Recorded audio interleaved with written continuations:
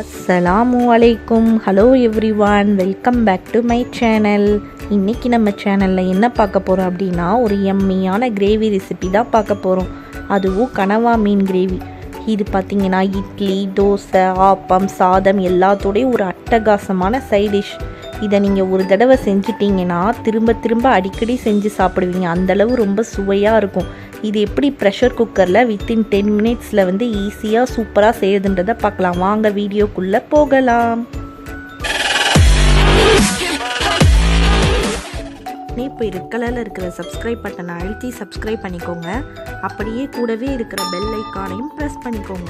வாங்க நம்ம இப்போ ஃபஸ்ட்டு நம்ம இன்றைக்கி ப்ரெஷர் குக்கரில் இந்த கிரேவி செய்ய போகிறோம். அதுக்காக குக்கரில் ஒரு 2-3 டேபிள் ஸ்பூன் போல் ஆயில் சேர்த்துக்கலாம். ஆயில் சூடாகிற வரைக்கும் வெயிட் பண்ணலாம்.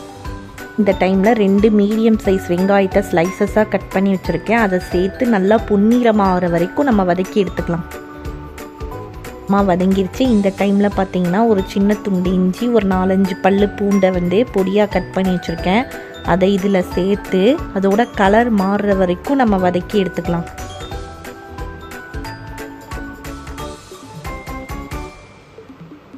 2 மீடியம் சைஸ் தக்காளியை கட் பண்ணி வச்சுருக்கேன். அதையும் இதில் சேர்த்து தக்காளி வெங்காயம்லாம் கண்ணுக்கே தெரியாத அளவு நல்லா நம்ம வதக்கி எடுத்துக்கலாம்.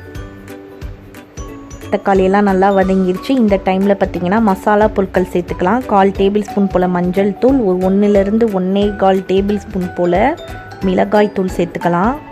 அதுக்கப்புறம் பார்த்திங்கன்னா மல்லித்தூள் ஒரு 1 டேபிள் ஸ்பூன் போல் சேர்த்துக்கலாம். மசாலாவோட பச்சை வாசனை போகிற வரைக்கும் அந்த எண்ணெயிலேயே ஒரு 2-3 நிமிஷத்துக்கு நம்ம நல்லா வதக்கி எடுத்துக்கலாம். எண்ணெய் தெளிஞ்சு நல்லா வதங்கிருச்சு. இந்த டைமில் நான் 300 கிராம் கனவா மீனை நல்லா கழுவி சுத்தம் பண்ணி எடுத்து வச்சுருக்கேன். அதை இதில் சேர்த்து இந்த மசாலாவோட நல்லா மிக்ஸ் பண்ணி விட்டுக்கலாம். இதை நீங்கள் நல்லா க்ளீன் பண்ணணும். இல்லைன்னா சரியாக க்ளீன் பண்ணலன்னா இந்த கிரேவி ஒரு கசப்பு தன்மை ஆயிரும். அதனால் நல்லா க்ளீன் பண்ணிக்கோங்க.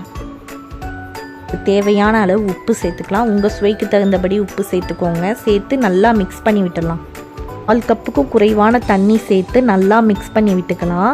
அதிகமாக தண்ணி சேர்த்துறாதீங்க, ஆல்ரெடி இதிலேயே தண்ணி விடும்.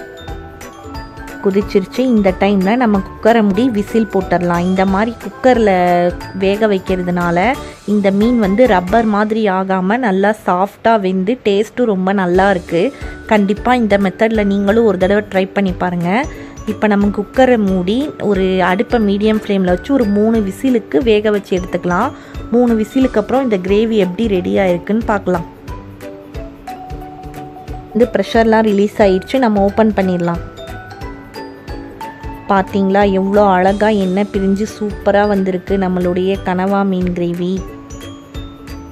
ஃபைனலாக இந்த டைமில் பார்த்திங்கன்னா ஒரு 1/2 கப்பு திக்கான தேங்காய் பால் நம்ம சேர்த்துக்கணும். இந்த மாதிரி கடைசியில் தேங்காய் பால் சேர்க்கறனால அந்த கிரேவி ரொம்ப சுவையாக இருக்குது. கண்டிப்பாக நீங்கள் இந்த மாதிரி ட்ரை பண்ணுங்கள். தேங்காய் பால் சேர்த்ததுக்கப்புறம் இதை அடுப்பை லோ ஃப்ளேமில் வச்சு ஒரு 5 நிமிஷத்துக்கு குக் பண்ணி எடுத்தால் நம்மளுடைய எம்மியான கிரேவி சூப்பராக ரெடி ஆயிரும். 5 மினிட்ஸ் கிரேவி நல்லா கொதிச்சு நல்லா திக்காகி நல்லா சூப்பராக ரெடி ஆயிடுச்சு நம்மளுடைய எம்மியான கிரேவி. மல்லித்தலை தூவி நம்ம ஸ்டவ் ஆஃப் பண்ணிடலாம். நம்மளுடைய கிரேவி ரெடி ஆயிடுச்சு. நான் இன்றைக்கி ஆப்பத்தோடு இதை சர்வ் பண்ண போகிறேன். அதனால் இதே மெத்தடில் இந்த கிரேவியை ட்ரை பண்ணிவிட்டு எப்படி இருக்குன்னு எனக்கு கமெண்ட் பண்ணுங்கள்.